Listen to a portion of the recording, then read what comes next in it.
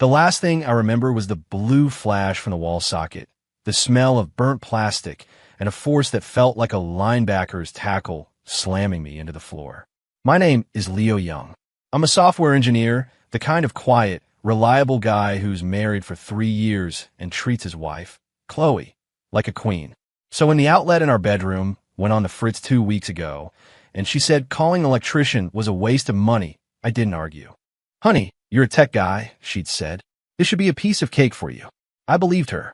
Famous last words. I don't know how long I was out, but I came to in a fog of confusion and noise. Is he awake? He's not dead, is he? Better if he was. Then he wouldn't have to deal with that cheating shrew and her boyfriend. Look, his eyelids are moving. I cracked my eyes open, my head pounding like a drum solo. The room was spinning, but I was alone. Where were the voices coming from? Was I hallucinating? I pushed myself up, and the mattress underneath me let out a groan that wasn't just springs. Well, look who's finally awake, the mattress grumbled. Your wife and that smelly-footed jackass were trying to break my frame all night. My coils may never recover. I froze, every muscle in my body tensing. The mattress? The mattress was talking? The shock must have fried a circuit in my brain. My eyes shot to the nightstand, to the wedding photo of me and Chloe. She was smiling, looking so gentle and sweet. The picture frame let out a long, weary sigh. Don't bother looking. She's been playing you for a fool since day one. The password to the bank account where she's hiding your money is taped to my back. My mind went blank, a dial tone buzzing in my ears. With a trembling hand, I picked up the frame. Sure enough, a small sticky note was pressed against the cardboard backing, a string of numbers written on it. From by the door, a pair of slippers chimed in. That guy wears me every time he comes over. His athlete's foot is so bad. I think I'm developing a fungal infection. Good. Just great. You all want to play dirty? Then you won't mind if I team up with every sentient piece of furniture in this house. Just then, I heard Chloe's syrupy voice from the living room. Marco, stop it. You're terrible, she giggled. A greasy male voice followed. Come on, baby. You know I can't get enough of you. Where's that loser, Leo? In the bedroom. Tried to fix an outlet and knocked himself out. He's getting more useless by the day. Her tone was dripping with contempt. My hands clenched into fists, my knuckles white. Marco, her supposed family friend, practically a brother to her, she'd said. An unemployed bum who was always at our place, eating our food, asking me to help him find a job. I thought he was just shameless. I never imagined. I threw off the covers and stormed to the bedroom door. On the living room sofa, Chloe was wrapped in Marco's arms, the two of them locked in a passionate kiss. My blood boiled, rushing to my head. The sofa itself let out a muffled scream. Oh God, help me. He's stuffing his used tissues down my cushions again. The absolute filth. They heard my footsteps and sprang apart. A flicker of panic crossed Chloe's face before she smoothed it over with a look of concern. Honey, you're awake. Are you okay? She moved toward me, but I flinched away. Marco just straightened his shirt, a smug grin on his face. Leo, good timing. Chloe and I were just discussing some business. Business? On my couch. I wanted to smash his oily face in. Seeing the look on my face, Chloe jumped in. Honey, you look so pale. You should go lie down. Marco and I were just talking about a new boutique I want to open. I forced down the volcano of rage, threatening to erupt. I nodded slowly. Yeah, I'm still a little dizzy. I'll just rest for a bit. The moment I turned back to the bedroom, I heard Chloe whisper to Marco, the idiot. He's totally clueless. I lay on the bed, closed my eyes, and listened. The entire house came alive, a Greek chorus of betrayal, bombarding me with the brutal truth. The smart TV in the corner spoke up. They love watching the premium adult channels. I feel so dirty. The closet sighed. Chloe's bought more designer clothes for Marco than she has underwear for you. The kitchen trash can added, and I'm the one who had to dispose of his used condom last week. The nerve. Each voice was a needle, piercing my heart. My entire 3-year marriage was a lie. I wasn't a husband. I was a live-in ATM and handyman, a walking, talking doormat. Anger, humiliation, disgust. It all churned inside me. But then a cold calm washed over me. Confront them now? That would be letting them off too easy. A slow, cold smile spread across my face. If the universe was going to give me this bizarre gift, I'd be a fool not to use it. The next morning, I acted like nothing had happened. I got up and made breakfast, same as always. Chloe came out of the bedroom humming, looking pleased with herself. "Morning, sweetie. What's for breakfast?" I said nothing, just slid a plate of fried eggs in front of her. The plate immediately started complaining. "Don't you dare eat me. The bastard growing in your belly doesn't deserve food made by this good man." I almost choked, tried to hold back a laugh. I decided to start with my number one informant, Buddy, our golden retriever. I found him sunbathing on the porch. I knelt down and whispered, "Hey, Buddy, can you understand me?" Buddy's head snapped up, his big brown eyes wide. "Holy crap, you can understand me? The dude who scoops my poop can speak, dog." He leaped to his feet, his tail wagging so hard his whole body wiggled. "Oh man, I've been holding in for 3 years. I have so much to tell you." The floodgates opened. Buddy unloaded years of grievances. "You have no idea how bad it's been. That Marco guy, he always steals my jerky treats." And Chloe yells at me for begging. "Last week, he left a bunch of sharp rib bones on his plate, and Chloe tried to give them to me. Does she want me to perforate my own intestine? And this is the big one." Buddy lowered his voice, leaning in conspiratorially. "Chloe's pregnant, but I can smell it on her. She smells exactly like that greasy creep, Marco. That pup is definitely not yours, dude." The world tilted on its axis. We've been trying for a baby for 3 years. When Chloe told me she was pregnant a few weeks ago, I was ecstatic. Turns out, I was just the sucker who was going to pay for it all. I felt dizzy, grabbing the wall to steady myself. From the study, the safe joined the conversation, its metallic voice trembling. "Don't feel bad, buddy. That 30 grand you had stashed in me, she took it all last month to buy her brother a sports car. I'm totally empty inside, except for some expired tax returns." I stumbled into the study and wrenched open the safe. It was, of course, completely empty. $30,000 I'd painstakingly saved over the years. Gone. Just then, the doorbell rang. Chloe answered it with a cheerful squeal. It was her family. Her mother swept in, grabbing Chloe's hands. "My sweet girl, you've done this family proud." Her brother, Kyle, slouched in behind her. He saw me, and his eyes lit up. "Hey, Leo. So, my sister's pregnant. Don't you think she deserves a little reward?" I was thinking that condo over at the Azure Vista would make a great starter home for me. So I could be close by to help with my future nephew. I was shaking with rage. At the dinner table, my mother-in-law piled food onto Chloe's plate. "Eat up, sweetheart. You're eating for 2 now." Kyle, meanwhile, devoured half a chicken by himself. The plate and silverware in front of me were practically vibrating with indignation. "Look at these pigs," my bowl muttered. "They eat like they've been starved for a month." "Don't touch me with that greasy rib," my fork shrieked. "You'll get oil all over me." I watched their happy, oblivious faces and felt a plan begin to form. I stood up, forcing a smile that felt more like a grimace. "Chloe's pregnancy is a huge deal. You're right. We should celebrate. Let me go cook up something special for you all." Chloe looked smug. "That's more like it." Her mother sniffed. "About time you showed some appreciation." I walked into the kitchen and shut the door. I looked at the appliances around me and grinned like a demon. "All right, team, let's get to work." I was holding a war council. "Range hood, on my signal, I want you to reverse the fan and smoke them out." The hood hummed in agreement. "You got it.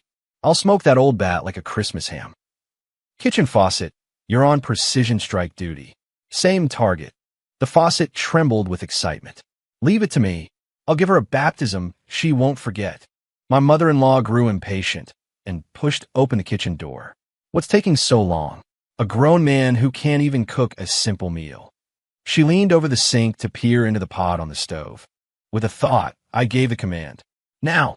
The faucet handle flew up on its own, and a powerful jet of water shot out, hitting her directly in the face. "Ugh!" she shrieked, stumbling back, her wig knocked askew. "Now, what the hell is wrong with your plumbing?" I feigned innocence, shrugging. "I have no idea, Mom. It must be getting old." She stormed out, muttering curses under her breath. Dinner was finally served. When I brought out a platter of glistening, golden brown fried chicken, Kyle's eyes nearly popped out his head. He immediately stabbed his fork into the largest, juiciest thigh. But just as he was lifting it to his mouth, I gently tapped the leg of the table with my foot. My fork, a willing co-conspirator, gave a little twitch. The piece of chicken flew through the air in a perfect arc and landed directly in Buddy's waiting mouth under the table. Woof! Buddy barked triumphantly, trotting off to a corner to enjoy his prize. Kyle stared at his empty fork, then at me. My chicken. You did that on purpose. Did what? Looks like your hand slipped, Kyle, I said, my face a mask of innocence. Just then, the doorbell rang again.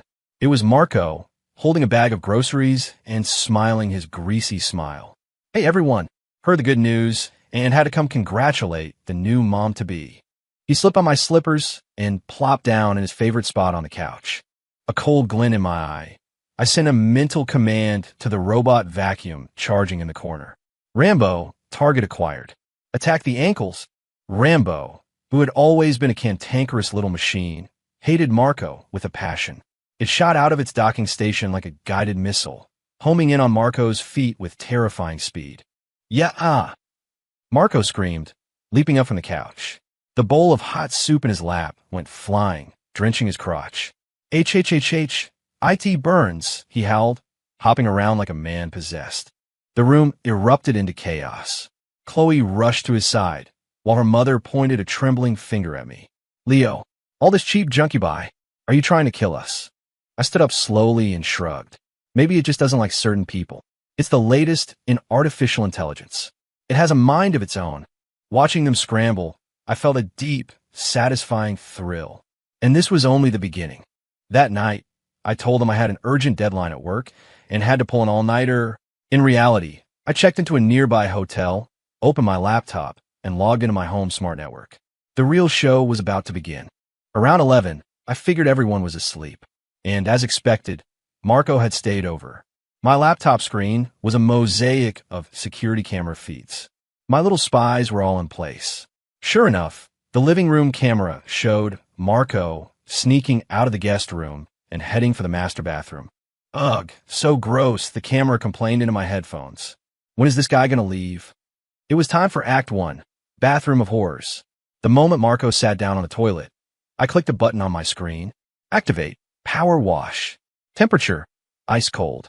A blood-curdling scream echoed from the bathroom. An industrial-strength jet of frigid water was blasting him right where it hurts. He tried to stand but couldn't. Activate. Adhesive seat. Temperature. 180 degrees. The toilet seat heated up instantly, practically searing his skin, while a strange suction held him in place. Help me. Chloe, help. Chloe, startled awake, ran to the bathroom. Marco, what's wrong? As she reached for him, I hit the next command. Activate. Terror party mode. The bathroom lights began to flicker like a strobe. The smart speaker blared a terrifying horror movie soundtrack, complete with a woman's desperate sobs. A ghost! Chloe shrieked. Before they could recover, the overhead shower turned on, drenching them both in a downpour of ice-cold water. They scrambled out of the bathroom, soaked and shivering, Marco barely managing to hold up his pants. They ran to the living room thermostat to crank up the heat. I just smiled. Air conditioning, override. Set to 30 degrees. Fan speed, max. A bone-chilling gust of Arctic air blasted through the vents, making their teeth chatter. What was happening to this house? Marco stammered, his lips blue. Chloe hugged herself, her face pale. I don't know. All this smart home crap Leo bought. It's gone insane. I watched them huddled together on the screen and laughed out loud. The cameras recorded everything, helpfully providing color commentary. Yes, crank it up. Freeze the cheating scumbags. I saved multiple copies of the high-definition video, after carefully adding some digital blurring to the most sensitive areas, of course. The next morning, my phone rang. It was Chloe, her voice a mix of terror and rage. Now, you get back here right now. Every appliance in this house has lost its mind. Did you do something? I faked a yawn. Of course not, honey. I've been at the office all night. Are you sure you guys didn't do something to, I don't know, anger the spirits? There was a long silence on the other end of the line, followed by the sound of her ragged breathing. After their smart home haunting, Chloe's family laid low for a couple of days. But it didn't last. They called a family meeting a full-blown intervention. My mother-in-law slammed her hand on the table. Now, Chloe is carrying my grandchild. As the man of this house, it's time for you to step up. Kyle leaned back in his chair. Exactly. My sister is going through so much. The least you can do is sign that condo over to me. It'll be my wedding gift, and I'll be close enough to help out with the baby. Marco chimed in with a fake sincere tone. We're all family here, Leo. Don't be so selfish. It's all for the baby. Chloe just stroked her still flat stomach, a look of pure entitlement on her face. My brother's right, honey. And while we're at it, I should take over your direct deposit. Our expenses are about to go way up. They had it all rehearsed. A year ago, I might have fallen for theirs for your own good routine. Now it just made me sick. I looked at their greedy faces, my heart cold as ice, but I put on a troubled expression. Mom, Kyle, you're right. The condo, my salary, these are big decisions. The deed and some other papers are in my car. Let me go grab them, and we can sort this out. My mother-in-law beamed. That's my boy. Hurry back now. I went down to my 5-year-old Buick. The moment I shut the door, a world-weary voice came through the speakers. Man, am I glad to see you. I thought I was going to explode. It was my car. What's wrong? I asked. Last week, while you were on that business trip, she drove me out to some fancy lake house. And you know what was in my trunk? Stacks of cash and gold bars. It was so heavy, I thought my suspension was going to give out. My blood ran cold. The dash cam on the windshield blinked its little red light. Yeah, and I recorded them talking. They said they were going to launder the money, move it to an offshore account, and then kick you to the curb once you were broke. A lake house? Cash and gold? Do you know the address? Of course I do, my Buick said proudly. My GPS is top of the line. It's number 12, Lakeside Vista, just off the Old Mountain Highway. Dash cam, you still have a recording? You bet. I've got the juiciest parts on a loop for you. I started the engine. All right, guys, let's go pay them a visit. Following my car's directions, I found the secluded house. A keypad lock was on the front door. As I wondered how to get in, the lock itself beeped. Welcome, a robotic voice announced. The password is 123456. Those idiots never changed the factory default. I smirked and let myself in. The place was lavishly decorated. On the coffee table in the living room was a mountain of cash, next to open cases filled with gold bars and luxury watches. In the study, I found a ledger. It detailed exactly how Chloe, with Marco's help, had been siphoning funds from my company's project accounts into their own. My dear wife and her brother. What a team. I took out my phone and photographed everything, every stack of cash, every page of the ledger. Then I took the original ledger, a few of the thickest gold bars, and a couple of bricks of $100 bills for myself. Thanks for the help, guys, I said to the house on my way out. I owe you one. A large safe in the corner hummed contentedly. Come back anytime. These two are so cheap, they never even get us serviced. It's like a breath of fresh air having you here. I drove away, whistling, feeling lighter than I had in years. Chloe, Marco, your judgment day is coming. My mother-in-law's 60th birthday party was a huge affair. She'd rented out a hotel ballroom, invited every distant relative she could find. The theme of the evening was simple, showing off her daughter's rich, successful husband. After a few drinks, she stood up, beaming, and pulled me to her side. Friends and family, in addition to my birthday, I have another wonderful announcement. To celebrate my daughter's pregnancy, my son-in-law, Leo, has decided to gift us a beautiful new condo at the Azure Vista.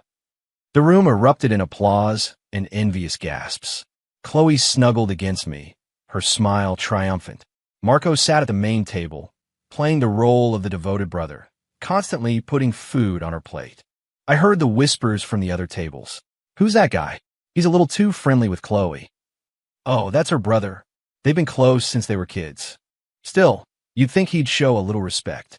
Leo must be a saint. I listened, my face a blank mask. Then it was my turn to give a speech. I took the microphone, a gentle smile on my face. Thank you all for coming to celebrate my mother-in-law's birthday. And I do have a special gift prepared. It's a video, a little collection of our family's most memorable moments. I'd love to share it with you all. I gave a nod to the technician by the projector. Chloe and her mother looked ecstatic. They thought this was it, my final public surrender. The large screen behind me lit up, but instead of a heartwarming family slideshow, the image that appeared was of a dimly lit bathroom. On the screen, a man in bright red boxer briefs was trapped on a toilet, howling as he was blasted with water. A woman in a nightgown was trying frantically to pull him free. Is that Marco and Chloe? Someone whispered. The entire ballroom fell silent, then erupted in a wave of shocked murmurs. Marco's ridiculous red underwear was on full display in high definition. His screams echoed through the sound system. The scene changed to the dashcam footage, their conversation crisp and clear. Leo, that idiot, still thinks the baby is his. As soon as we get the condo, we're kicking him out. You're a genius, Marco. You've got him wrapped around your little finger. Don't worry, babe.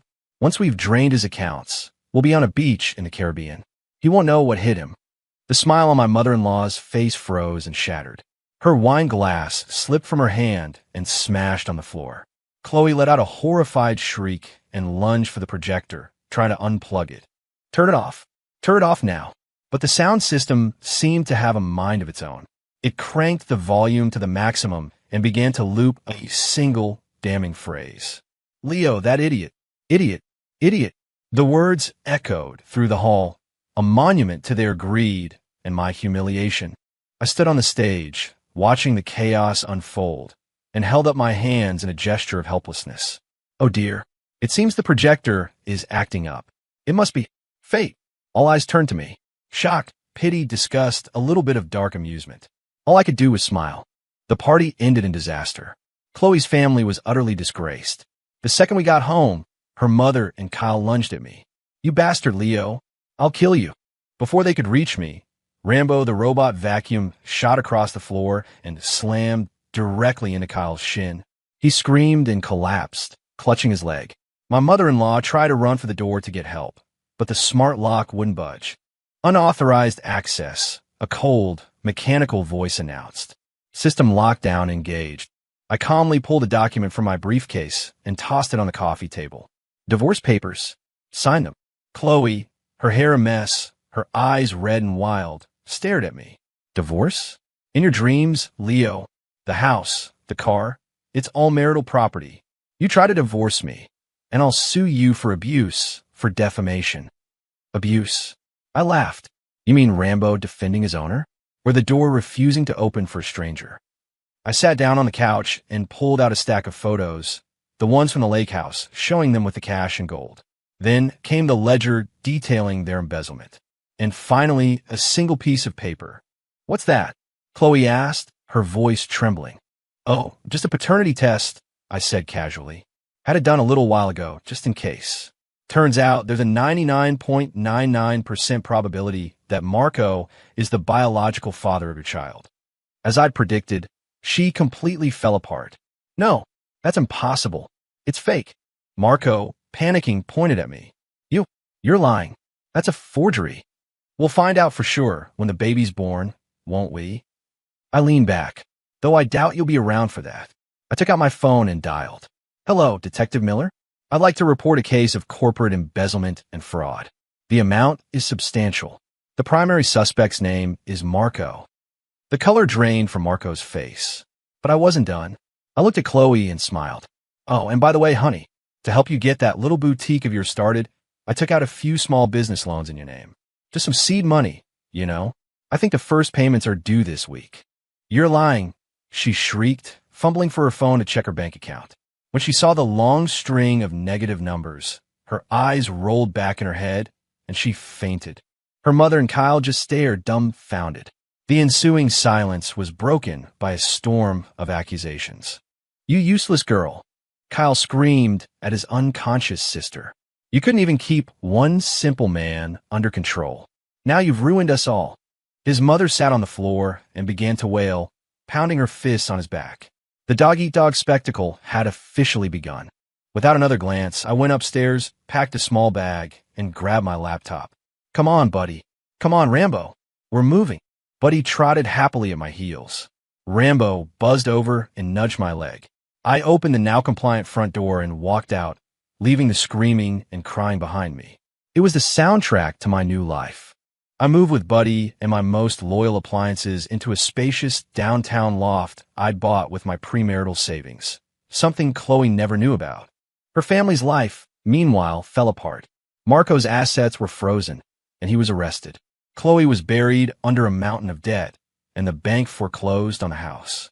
The three of them had no choice but to move back into their family's tiny, run-down two-bedroom apartment. But I wasn't finished with them. I took one of my old burner phones and tucked it away inside a box of junk they were moving. It became my own personal listening device. Hearing them tear each other apart over dinner became my new favorite pastime. The objects in their old apartment, having heard legends of my deeds through the great grapevine of things, became my willing agents. Whenever Kyle tried to play video games, his computer would crash, or it would shut down right in the middle of a critical moment. He smashed 3 keyboards in frustration. Nice try, loser. The PC tower hummed to itself. Go play in traffic. When his mother tried to cook, the old pressure cooker would mysteriously malfunction, leaving the rice half raw. The knives became clumsy, turning sliced potatoes into chunky blocks. But Chloe had it the worst. She was plagued by nightmares, thanks to the old, creaky bed frame that would groan and shudder all night. Or the bed frame would squeak in a voice only I could hear. You broke my brother's heart. Give him back his dignity. Their lives became a living hell of mutual blame and recrimination. They tried calling repairmen, but whenever a stranger was in the house, everything worked perfectly. The moment the repairman left, the chaos would begin anew. Finally, my ex-mother-in-law hired some sort of psychic who took one step inside, shook her head, and fled without even asking for payment. The vibes in this place are toxic, she'd muttered. I can't do anything here. Listening to the broadcast from my old phone, I'd sit back, cut into a thick, juicy steak, and laugh until tears ran down my cheeks. Buddy would be at my feet, happily gnawing on a bone. This was the life. Under the weight of poverty, hunger, and constant supernatural harassment, Marco, out on bail, finally decided to skip town. He'd hoped Chloe would help him out for old time's sake, but he quickly realized she was just as broke and desperate as he was. One night, while the family was asleep, he tiptoed to her bedside and slipped the envelope of cash she kept hidden under her pillow.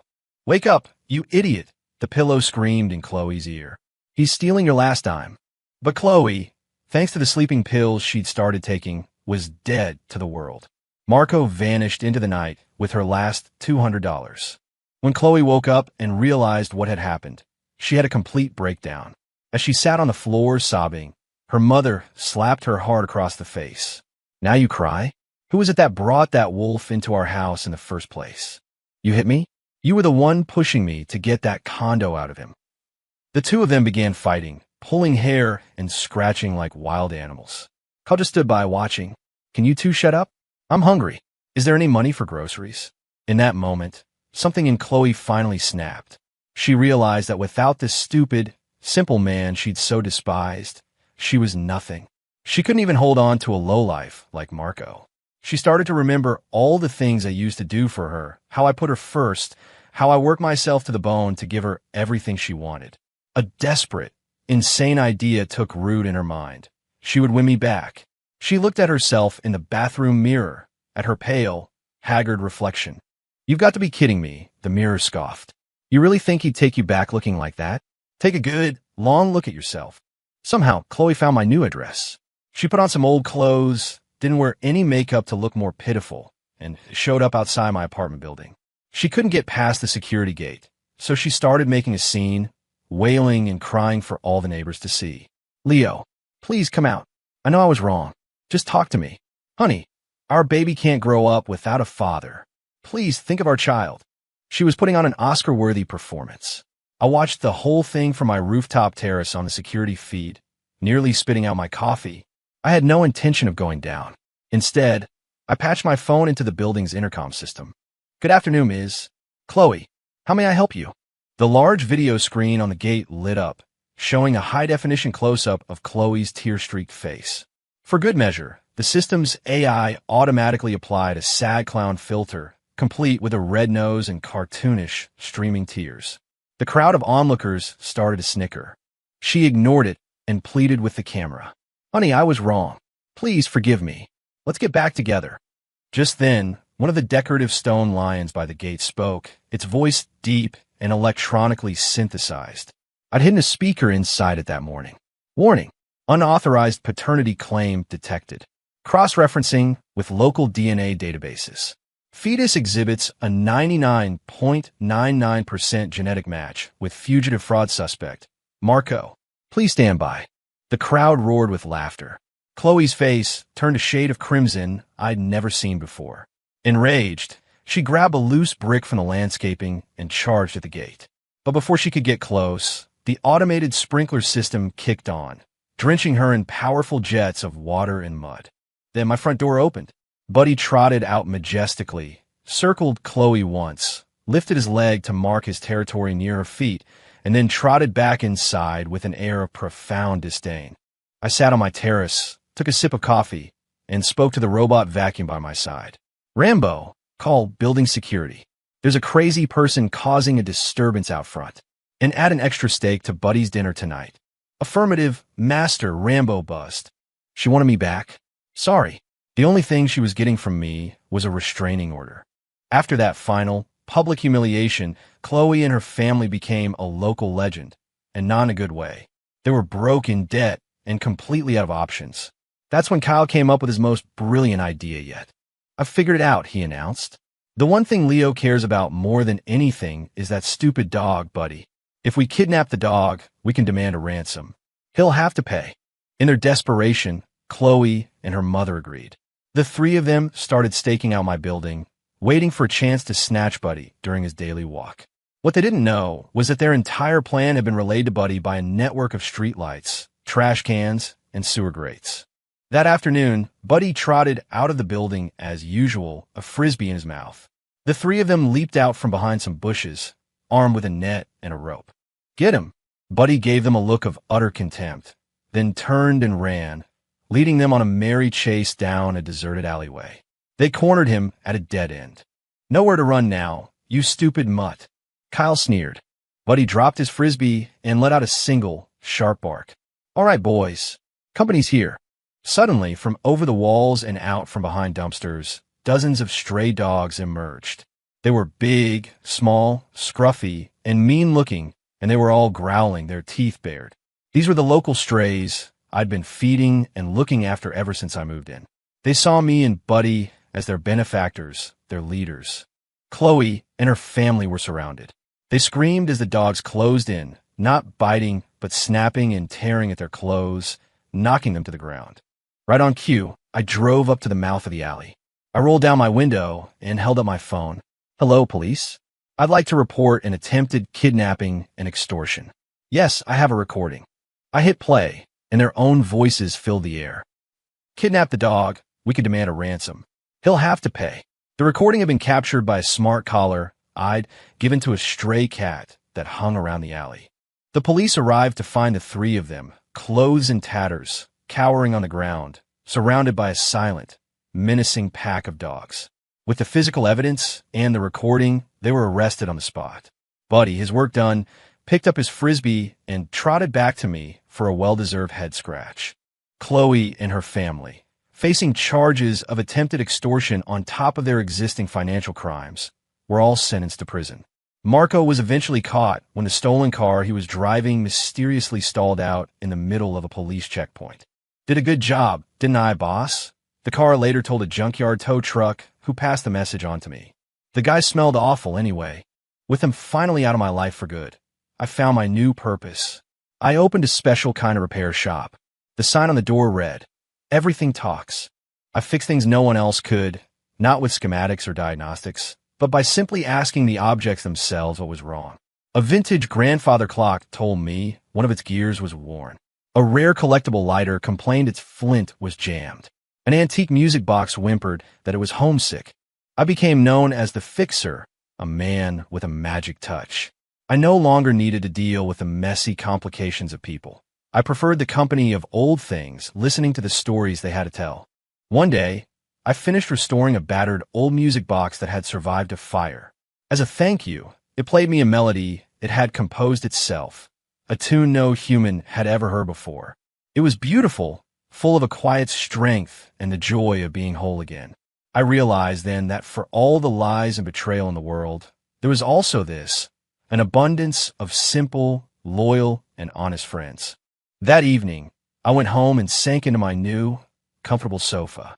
"Long day, boss?" it asked gently. Would you like me to activate the massage function? But he snored peacefully at my feet. Rambo, finished with its cleaning cycle, hummed a happy little tune as it returned to its charging dock. Outside, the city lights twinkled like a million tiny stars. Inside, everything was finally quiet. Everything was good. The world is full of voices if you just know how to listen. And for the first time in a long time, I was truly happy.